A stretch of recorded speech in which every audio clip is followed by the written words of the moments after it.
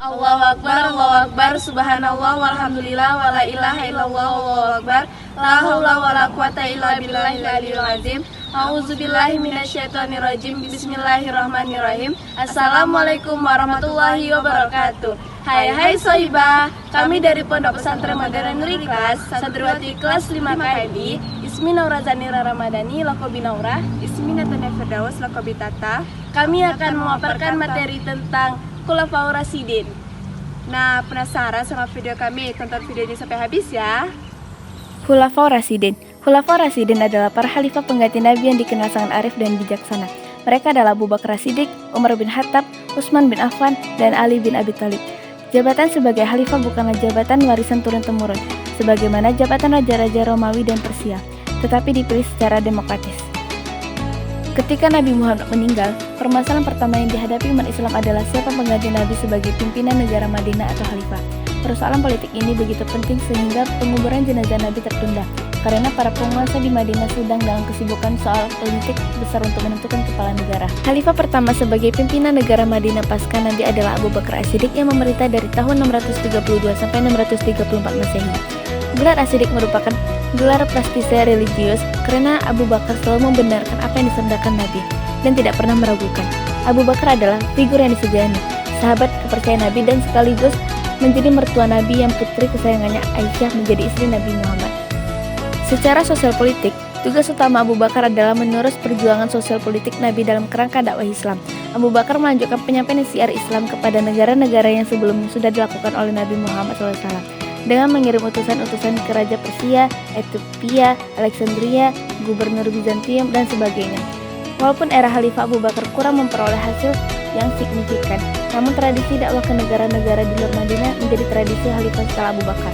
Dalam memimpin kekhalifahan, Abu Bakar lebih banyak disibukkan dengan memerangi kaum Riddah atau murtad yang mulai menolak membayar zakat dan membelot dari hukum negara Madinah.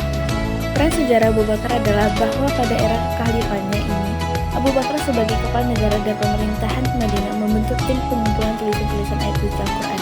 Yang tercecer yang pernah ditulis era Rasul yang menunjuk Zaid bin Sabit sebagai ketua tim. Zaid bin Sabit sendiri merupakan salah satu sahabat menjadi sekretaris Rasul yang ditugaskan untuk menuliskan wahyu Al-Quran.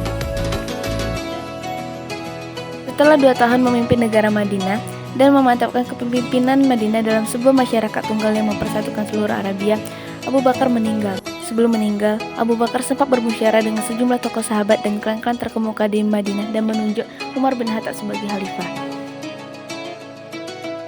Pada era Khalifah Umar bin Khattab ini, 634 sampai 644 Masehi, pada masa Umar ini, gelar Amirul Mukminin pemimpin umat Islam didelegan penolakan sebagai gelar khalifah. Dalam konstelasi sosial, politik, dan keagamaan, Khalifah Umar memperoleh hasil yang cukup dominan yaitu Islam telah tersebar ke Mesir, Palestina, Syria, Irak, dan Persia. Keberhasilan dakwah ini sekaligus merupakan keberhasilan penataan kebudayaan Islam dan perluasan teritorial Islam sejak Umar bin Khattab mencanangkan program ekspansi Futuhat. Ide melakukan ekspansi ini merupakan ide gamilan dalam kerangka dakwah dan teritorial guna membangun peradaban. Dalam menjalankan roda pemerintahan, umat terkenal memiliki mental mujtahid, yaitu menggunakan nalar untuk membangun peradaban dan syair Islam. Umar dikenal sosok yang memimpin dengan logika yang sangat progresif dan telah meletakkan fondasi dasar pemerintahan Islam yang sangat kuat. Pada akhir pemerintahnya, Umar memilih sejumlah orang sebagai tim untuk memilih khalifah yang baru dan memberikan syarat agar putranya tidak dipilih menjadi penggantinya. Sebagai raja-raja yang mewarisi tahta secara turun-temurun, akhirnya Utsman bin Affan terpilih menjadi khalifah 644 sampai 650 Masehi. Utsman sendiri bukan dari keluarga Bani Hashim, tetapi dari keluarga Bani Umayyah. Utsman juga tidak pernah mengatakan bahwa kekhalifahannya adalah kekhalifahan Bani Umayyah. Sebaliknya, Utsman melanjutkan tradisi pendahuluannya bahwa kekhalifahan yang dipimpinnya adalah kekhalifahan milik umat Islam, bukan milik kaum tertentu. Orient kritik Utsman dapat meredamkan berbagai kelompok masyarakat Bani Hashim yang mengingatkan kekhalifahan dari Bani Hashim. Prestasi gemilang Utsman adalah mampu melanjutkan kebijakan strategis Umar bin Khattab dalam melakukan ekspansi Futuhat sehingga khalifah mampu mengembangkan sayapnya hingga Tripoli. Kepulauan Siprus, Armenia, dan Kaukasia di sebelah barat, serta Persia Timur, India, dan Herat di sebelah timur. Kepulauan membangun angkatan laut juga menjadi prestasi tersendiri bagi Khalifah Utsman. Kegemilangan pemerintahan Khalifah Utsman ini terjadi pada 6 tahun pertama dari 12 tahun masa pemerintahannya. Pada 6 tahun kedua pemerintahannya, Khalifah Utsman dilanda personal inter besar karena bersikap nepotisme dengan mengangkat gubernur-gubernur dari keluarga keturunan Umayyah. Khalifah Utsman meninggal, maka kekhalifahan dipegang oleh Ali bin Abi Thalib pada tahun 656 sampai 661 Masehi yang diumumkan di Madinah dan mendapat dukungan dari Bani Hasyim dan mayoritas umat Islam di Madinah. Bahkan pendukung fanatik Ali sebagai emir kaum Syiah memiliki pandangan yang sangat radikal, yaitu bahwa Ali merupakan keluarga Bani Hasyim, sepupu Nabi, menantu Nabi, lebih berhak menjadi khalifah ketimbang Abu Bakar, Umar, dan Utsman. Tapi Ali gagal merangkum Muawiyah, kerabat Utsman yang menjabat sebagai gubernur Syria. Bahkan Muawiyah atas nama keluarga Bani Umayyah menuntut balas atas kematian Utsman. Pada era Khalifah Ali, perseteruan politik intern umat Islam semakin menonjol. Misalnya, terjadi konflik dan peperangan antara Khalifah Ali dan Aisyah. Ekspansi pertama, ekspansi merupakan perluasan daerah kekuasaan teritorial yang berangkat dari motif dakwah Islam.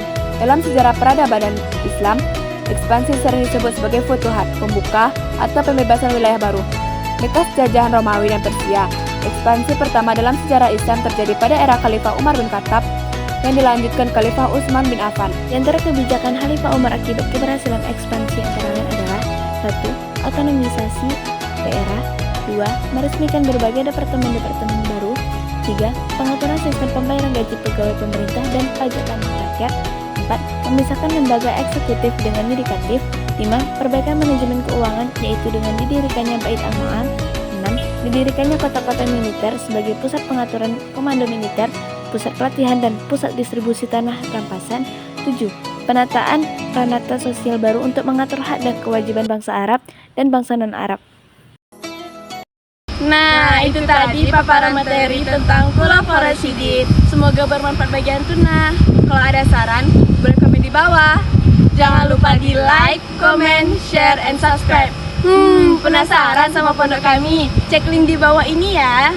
Syukron. Assalamualaikum warahmatullahi wabarakatuh. Cintai Allah, sayangi pondok. Allahu Akbar.